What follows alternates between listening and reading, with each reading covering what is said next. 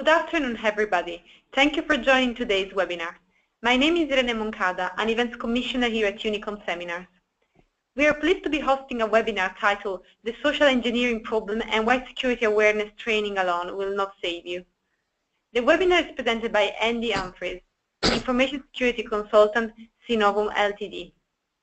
Andy Humphries is an independent IT and information security consultant who has worked with clients in both public and private sector, in addition to providing pro bono consultancy services to the charity sector.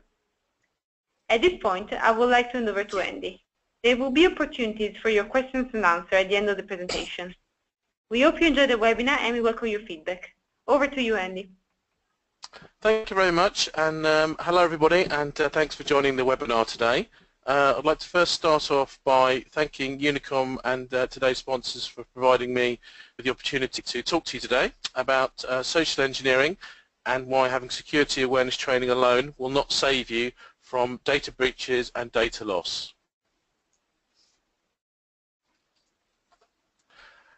Just to reiterate what's been said, just to like to give you a little bit of background of myself. I've been working for the last 20 years in IT and information security, and having worked with both private and public sector clients, I've got extensive experience of the culture and working environments in both of these types of organisations.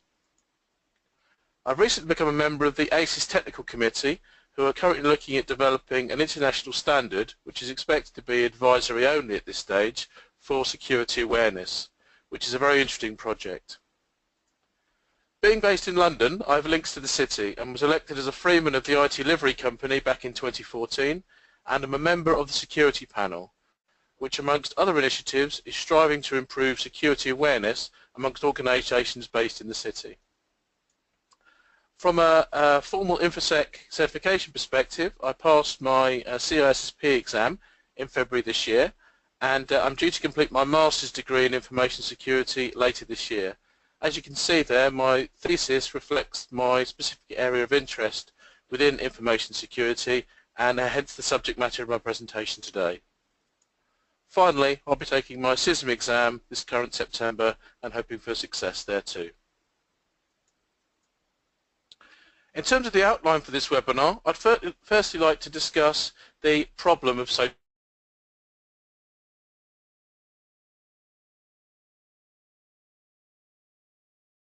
engineering.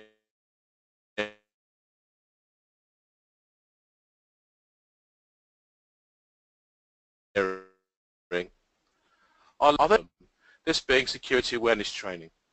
I look at why companies use this mitigation solution, why I believe that many organisations' implementations doesn't actually work, and what else can be used by organisations to deal with the threat from social engineers.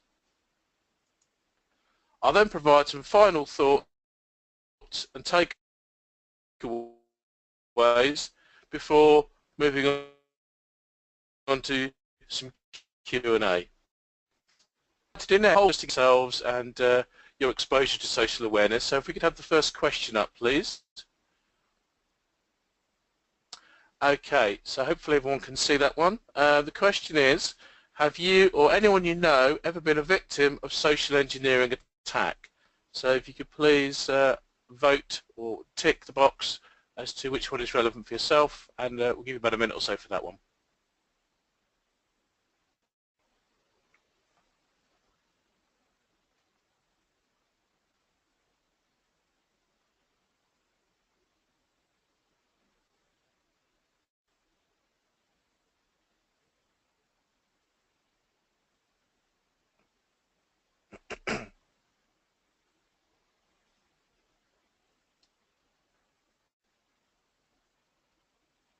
Okay, do we have any results on that?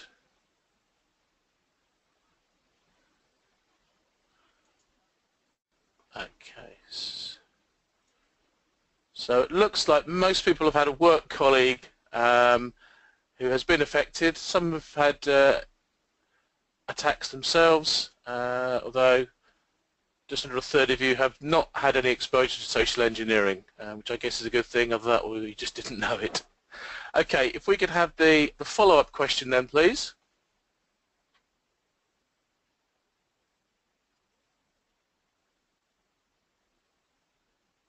Okay, so for those of you that have been impacted, if you know, what was the rough estimated value of the information or monies lost? So that goes from sort of $1, pound and euro over to sort of 5,000 and above. So just give you a moment to vote now, please.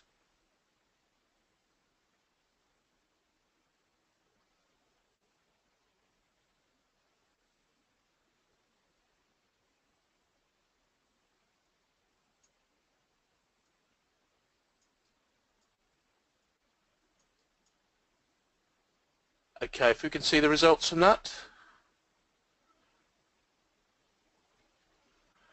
Okay, quite evenly split across the board there, isn't it? Some of you have had low, other of you have had high, so no real trends to look at there. Okay, well thanks very much for that, and let's move back to the slides now, please.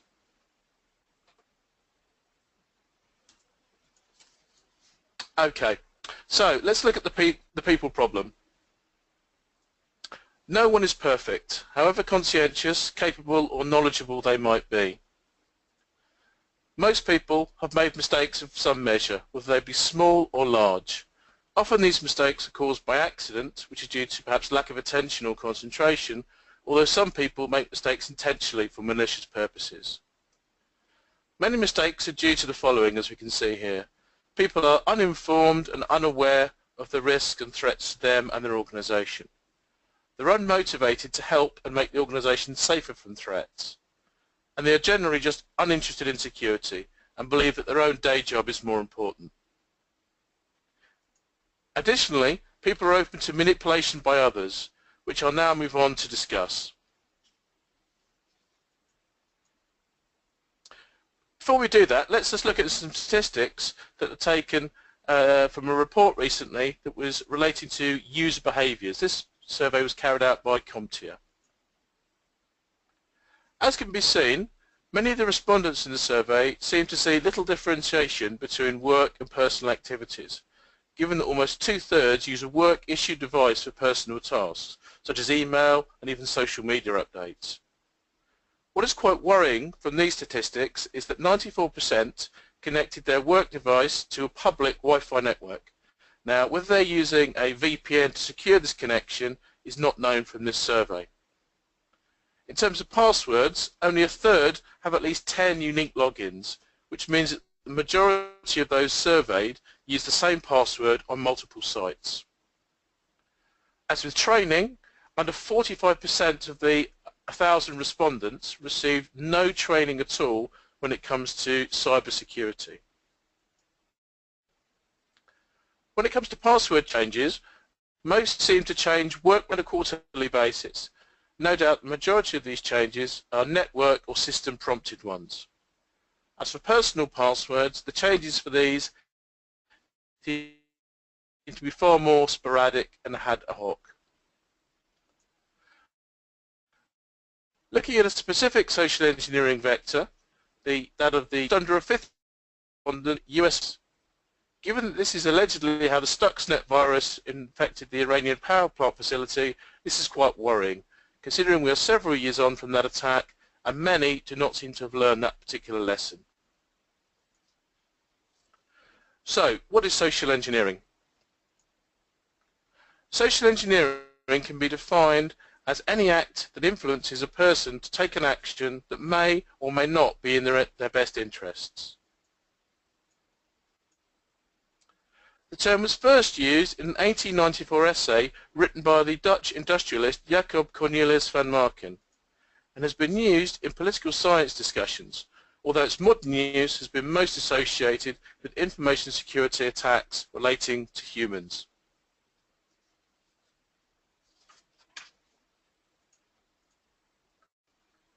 I'll now discuss some examples of some relatively recent attacks that came as a result of social engineering. The RSA hack took place in 2011 and involved phishing emails with the subject of 2011 recruitment plan being sent to some specific targeted groups of employees. The email had an Excel attachment which, when opened, contained an Adobe Flash zero-day exploit, which subsequently allowed the attacker to gain remote access to that particular workstation. in one of several attacks against TalkTalk in the last couple of years. This one took place in late 2014 and combined phishing emails and vishing, which is voice phishing calls, to trick people into handing over banking details relating to their records or their accounts. Finally, we have the NSA hack, if you like, carried out by Ed Snowden. Although this attack was publicised following the initial release of information in 2013, it is not known exactly when or for how long Snowden had the information he subsequently leaked. It is said some of this was gained through the social engineering attacks that Snowden carried out on his colleagues to obtain their passwords.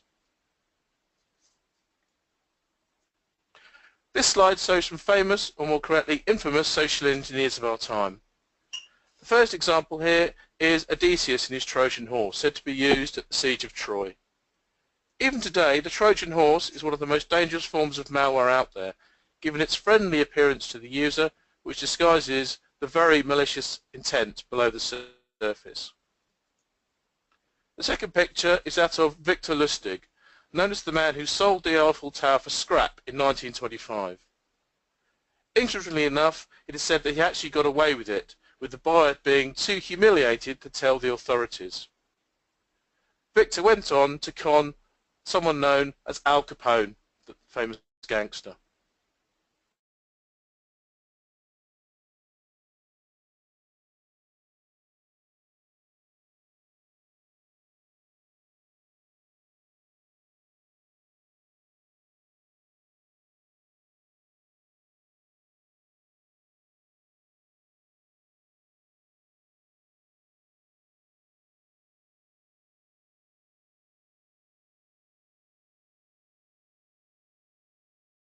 Who for several years posed as a pilot, medic and lawyer, and fraudulently collected over $2 million before getting caught.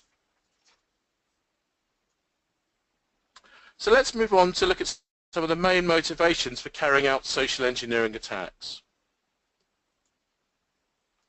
The first motivation is that of financial gain. The social engineer is purely interested in monetary gain from the attack. The second is that of self-interest.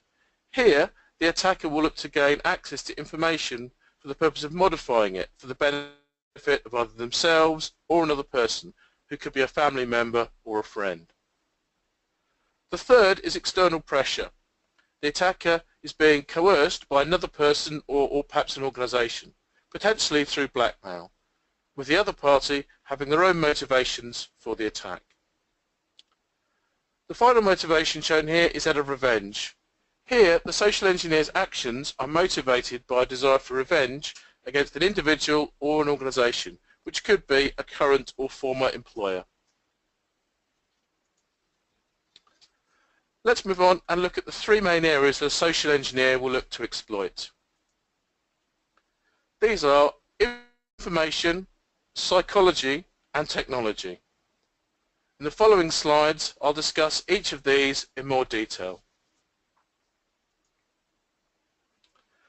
The first area then is that of information exploitation, and within that we have something called shoulder surfing or perhaps eavesdropping. This is very easy to do, whether it's in the workplace, in a coffee shop or an airport.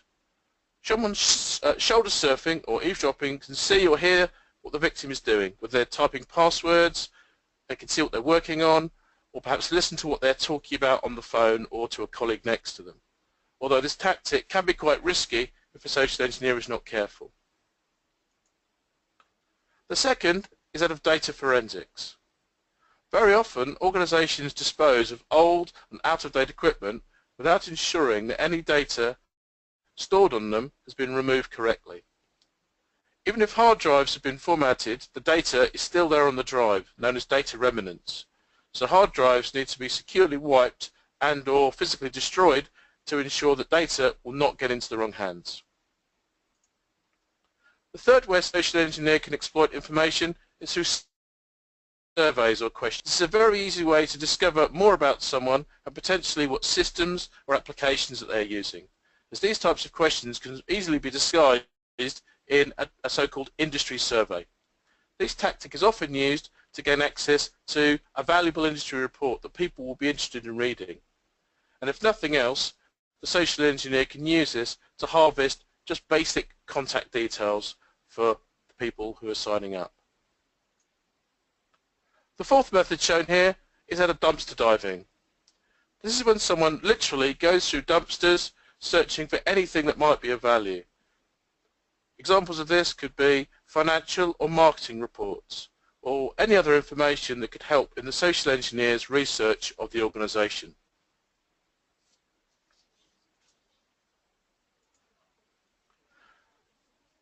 Let's now look at some common ways of exploiting psychology. The first method shown here is that of pretexting. This is where the social engineer will manufacture a particular situation and will also potentially use a disguise and perhaps a fake identity, especially if the encounter is face-to-face. This will enable them to gain access to a building or perhaps to a particular area of a building once they're inside. An example of this could be someone masquerading as a delivery or repairman to fix an apparent problem which doesn't actually exist and will result in them getting access to the building. Basically, the social engineer will look to be someone who would not look out of place within the organisation.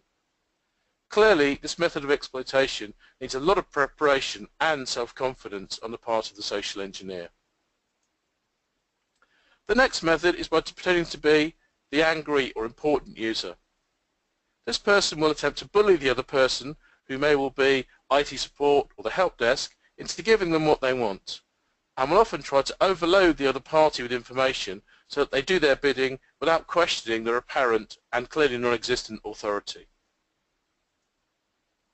The third method is through the use of fake IT support. This attack could be initiated in a number of ways, either by an email or a phone call, and will attempt to get the user to hand over control of their device under the guise of so-called IT support, which will give the attacker the opportunity to potentially install keyloggers or other malware which will corrupt the user's data. The final scenario discussed here is that of the helpless user. Here, the social engineer will initiate contact, more than likely with the IT support or help desk team again as per the earlier scenario, and pretend to be a flustered, confused, helpless user, potentially a new starter, and persuade the other party to reset their password for them or perhaps even create a new account. If questioned, they may use the excuse that HR haven't sent through the paperwork to keep the ruse going.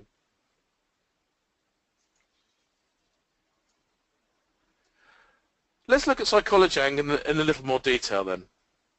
In 2001, the psychologist Dr. Robert Cialdini developed what's called his 6 principles of persuasion. The first principle is that of liking. In essence, people are more likely to like someone who pays them compliments, similar to themselves in appearance, or even share the same name. Depending on the social engineer's approach, they may only have to rely on the like factor to get what they want out of their target. The second is that of reciprocity. People often feel indebted to those who have done something for them. Even something as simple as holding open a door for someone can make them feel they need to return the favour. The social engineer will look to exploit this principle using what is called by security consultant Chris Hadnagy as the circle of reciprocity. The third principle is social proof. In very simple terms, when there is uncertainty, people will instinctively look to someone else to guide their decision-making process, especially if they regard that person as being in their so-called peer group. The fourth principle is that of consistency. Once people have committed to a course of action, they will often feel obliged to follow through with things, and they will strive to therefore attain consistency between their commitment to do something and the subsequent actions.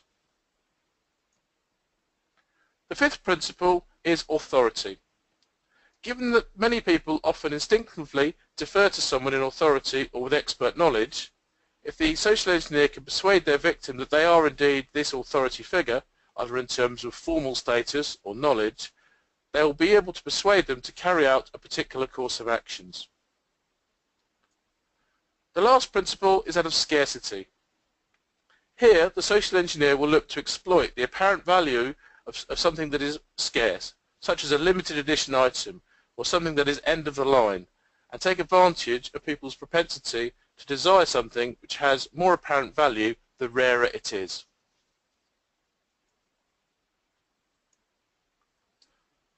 Moving on to technology exploitation, the first element to be reviewed is that of phishing. This is one of the most common attack vectors experienced, and I suspect everyone on this webinar will have at some point received an email from a bank, eBay, PayPal, oil magnate, Nigerian prince, distant family member, or perhaps someone in the military to whom they have no connection at all, asking for money or even account details, or even just asking them to click on a link in the email, which may well then go on to activate some malicious code.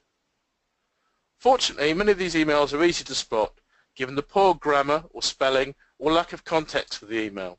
For instance, the recipient doesn't have an account with the bank in question that's emailing them, or has no known relative in the country of origin of the email. The second method of exploitation is that through the use of a fake or spoof website. Often used in conjunction with a phishing email or through another attack vector known as DNS cache poisoning. This fake website will most likely contain malicious code, which will be used to harvest the user ID, password, and any other personal information that's input on the page for use for nefarious purposes. The third method shown here is that of the watering hole attack. This is when an attacker will take advantage of a website regularly visited by a single or perhaps a single user or a group of users, and will upload malicious code to it for further exploitation. A recent example of this was the UK chef Jamie Oliver's website, which was found to contain malicious code which had been installed by an attacker. The last method we will look at here is that of the USB drop. As mentioned earlier, the attacker will leave a USB drive containing malicious code in a public area and wait for people to pick it up and connect it to their work or personal device. The code will then activate, and further exploitation will then take place of the victim's system or even their network. A good example of this attack is one that took place against the US Department of Defense in 2008, when a USB drive containing a worm was inserted into a workstation and ended up spreading across one of its secure networks like wildfire. So, why do social engineering attacks work? Firstly, users may not have the required knowledge of threats and risks to their organisation to be able to deal with it correctly. Secondly, they may have been told about the threat but simply do not understand, as the information has not been provided in a way that they can comprehend. Thirdly, and linked closely to the first 2 points, the user may not have paid attention to any information training they have been given, and will therefore be blissfully unaware of the threats to information or data. Finally, they've been told about the potential risks and threats, but they may simply have no interest in security, and it's not as important to them as their normal job. In essence, they believe it's someone else's job to make things secure. Let's look at the impact of social engineering attacks. In essence, they are fivefold. The first impact is on the organisation or the individual's reputation. This is depending on the nature of the attack. The second is that of data or information loss. Depending on the industry in which the victim organisation operates, loss of critical, sensitive, or even very personal data could be devastating to them. The easiest impact to measure is that of financial loss. This could equate to the value of the data or the drop in share price, or simply the amount of money that has been removed from someone's bank account. The fourth impact is the loss in competitive edge, which is linked to reputation. If an organisation suffers loss of proprietary or research information, they may well lose the edge on their competition, who may potentially take advantage of this. The final impact is that of employee morale. If an organisation is suffering from a series of breaches, there may be an internal blame game operating, which would lower the morale and interest of its employees.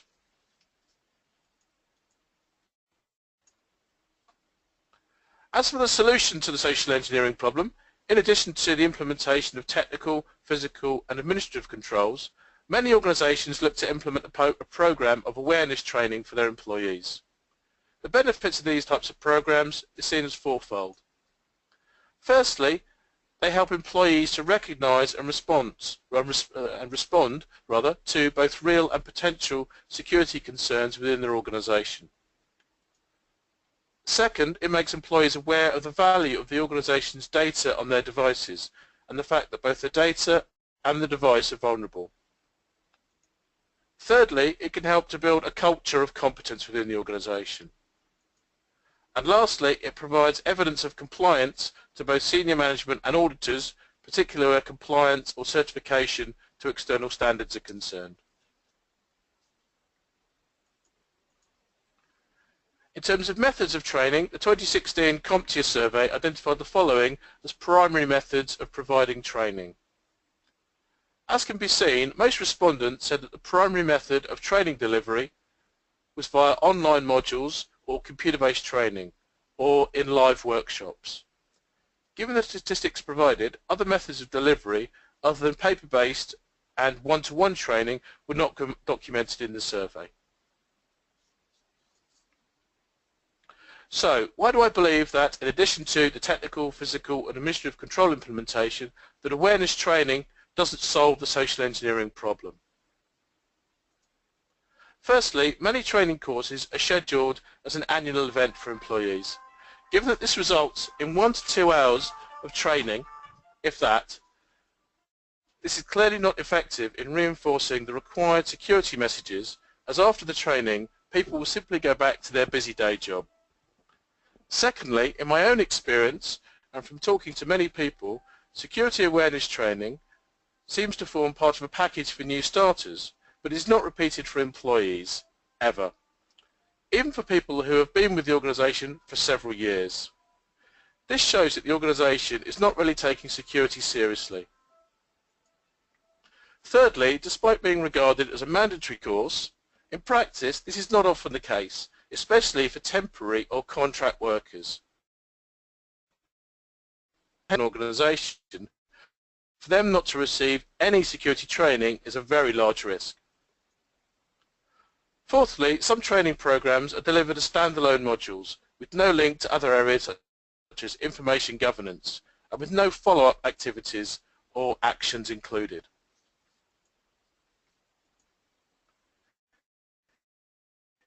In addition, many are simply a tick box exercise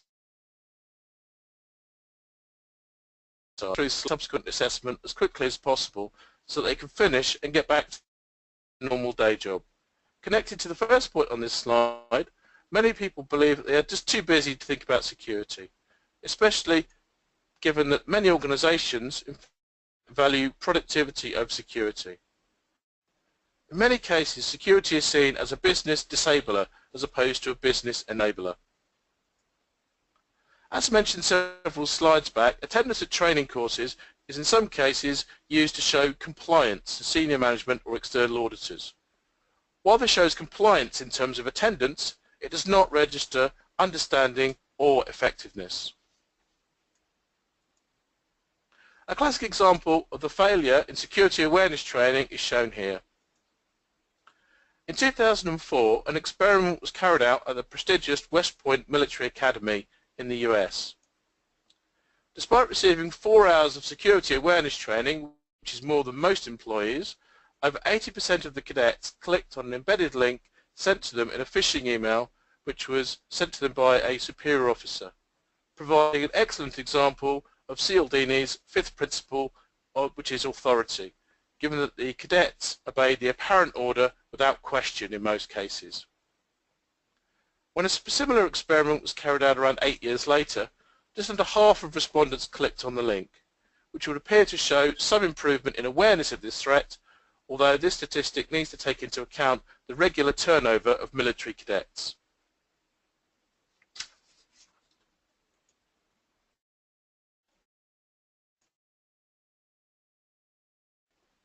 In 2010, Joe Ferreira of Wombat Technologies put together a list of 10 commandments for effective security training, which I'd now like to run through. Firstly, don't make training sessions too long. The attention of attendees will wander after a while, so short, sharp, repeated sessions are best. Reinforce the lessons learned over time. Provide feedback and have follow-up sessions to review important issues. Make the content of the training relevant to the context of the organisation and the people within it. Linked to that, don't have generic training content. Vary it according to the roles of the people doing the training. Hands-on training is better than lecture style. Make it a two-way process and people will enjoy it a lot more. Give immediate feedback at the point of training if possible, so either during or immediately after, so that there's no confusion and the training message is fully understood. Training narrative if possible. Try and relate it to the specific work environment to make it both relevant and interesting. Challenge people to examine the training information provided to them and to draw their own conclusions, which in some cases may differ from those of the trainer. Allow users to progress through training at their own pace. In a classroom environment, some may get left behind if they do not understand and perhaps be unwilling to ask questions.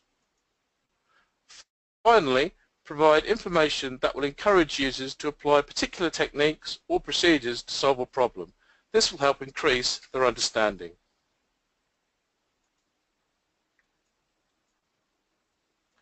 How can organisations then improve security awareness training if training on its own is not the answer? In simple terms, we're looking to change the overall culture of the organisation with a move towards integration of security mindset adopted by employees. There are several elements, as we'll see now, to an effective security program. The first element I've identified is training.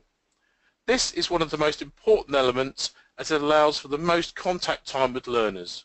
But as I mentioned, it's just one of several areas needed to improve and cement awareness. The second is that of regular security briefings, for instance at lunchtimes. These need only be short, between 20-30 minutes, but should allow enough time to inform users of latest threats or issues that might impact the organisation, or allow discussion of recent incidents to keep employees informed. Clearly, some organisations may not wish to provide too much information of recent incidents for fear of information leakage outside the organisation, but the briefing option should definitely be explored. Security newsletters and or notice boards can be used to supplement briefings and help keep security in the forefront of employees' attentions. As with briefings, some specific information might need to be withheld for reasons of company security. Security needs to have full engagement with the business. This includes formal meetings, informal briefings as discussed, floor walking, informal chats with employees from other departments, perhaps in the coffee or the lunch area. People need to see the security team as their friends, not their enemies. Organisations and the employees within them ultimately need to change their mindset from security being a disabler to being an enabler, and understand that the security team is there to help them and not to hinder them.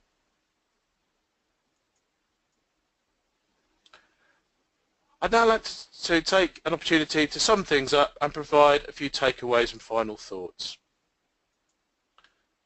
Firstly, assume that there's an active threat against your organisation right now and put measures in place to counter the threat, as discussed earlier. Make any training program relevant. Avoid the one-size-fits-all approach.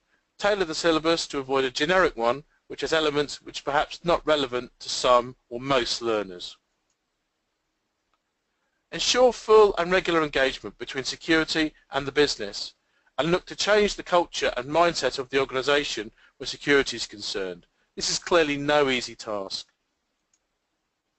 Look to adopt a one-team approach to security. This is not, or should not be, a them and us situation. Supplement training with other activities to reinforce the messages communicated to users so that it keeps it in the mindset. Encourage basic hygiene cyber hygiene as part of this training or briefings. These small steps will not only encourage users to be secure at work, but also at home. Make security training fun, not boring, and the users will want to engage with it. I'd like to close with a couple of quotes from a keynote discussion at the recent InfoSec Europe conference that was held in London. It's difficult to build, but once there, lasts for years. As I mentioned, it's no easy job to try and change the mindset and culture of an organisation, but once it's there, it's going to be there for a while. And then finally, successful learning is a social experience. Don't just give people a book and tell them to read it. Engage with them, make them interested, and people will learn more.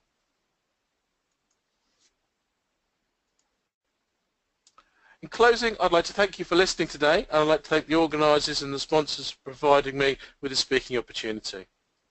I'll now hand back to our host, and I think we do have some time for some Q&A. Thank you. Thank you, Andy.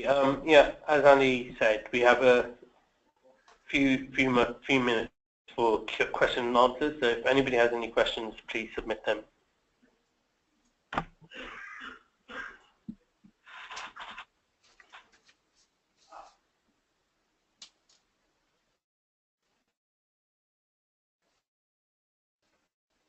So one question, people asking about companies that can provide training packages. There are several out there. I wouldn't want to name one for fear of missing out all the others, but a good internet search will provide details of organisations that run phishing awareness programs, security awareness. There are companies out there that will create security newsletters for you, for your organisation, and can really help you on the way to achieving this high level of security awareness training, or security awareness generally rather, in your organisation. So have a look at the internet, search engines are your friend, and there's a lot of good stuff out there which can help your organisation. Alternatively, you could do it yourself and tailor your own programs, but these organisations can certainly help you, so it's certainly worth having a look.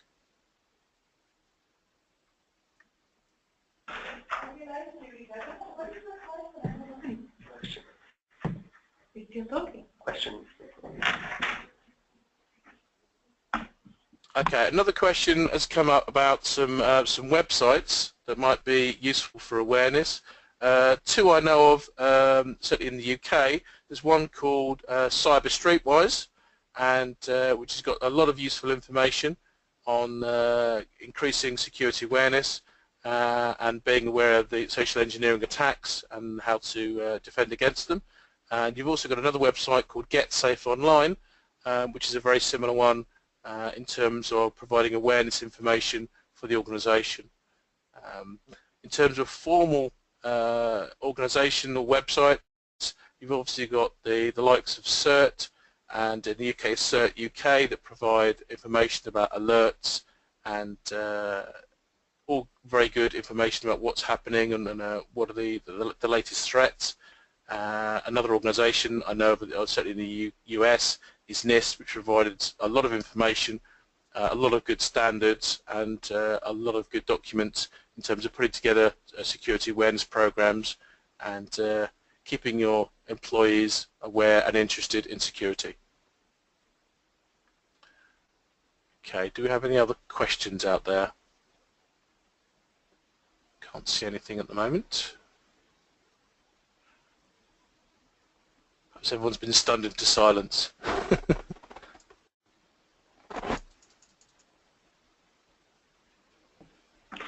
Hi, Henry. We don't have any more questions, so I think we can close the question and answer session here. Okay.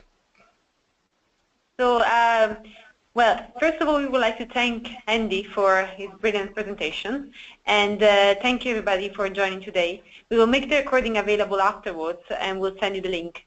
We look forward to your future participation at one of our webinars or events. Thank you. Thank you.